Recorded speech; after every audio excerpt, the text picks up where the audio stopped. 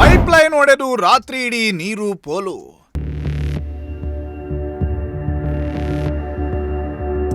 ಚರಂಡಿಗೆ ಸೇರುತ್ತಿದೆ ತುಂಗಭದ್ರಾ ಕುಡಿಯುವ ನೀರು.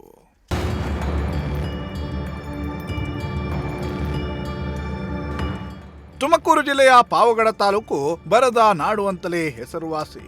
ಇಲ್ಲಿನ ಜನರು ಮಳೆಯನ್ನ ನೋಡೋದೇ ಅಪರೂಪ. ಹೀಗಾಗಿ ಕುಡಿಯುವ ನೀರಿಗೂ ಇಲ್ಲಿ ತತ್ವಾರ ಎದುರಾಗುತ್ತೆ.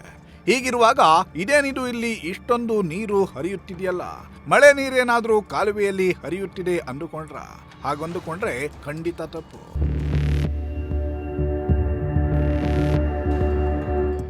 ಇದು ಯಾವುದೇ ಮಳೆ ನೀರು ಹರಿಯುತ್ತಿರೋದಲ್ಲ, ನದಿ ಅಥವಾ ಕೆರೆ ನೀರು ಕೂಡ ಅಲ್ಲ. ಬದಲಾಗಿ ಇದು ತುಂಗಭದ್ರಾ ಕಾಮಗಾರಿಯ ಪೈಪ್ಲೈನ್ ಒಡೆದು ರಾತ್ರಿ ಇಡೀ ಹರಿದು ಪೋಲಾಗುತ್ತಿರೋ ನೀರು.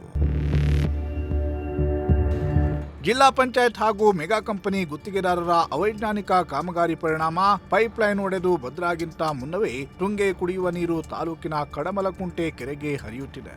ರಾತ್ರಿ ಇಡೀ ನೀರು ಪೋಲಾಗುತ್ತಿದೆ. ಆದರೆ ಅಧಿಕಾರಿಗಳು ಮಾತ್ರ ನಿದ್ರೆಗೆ ಜಾರಿದ್ದಾರೆ.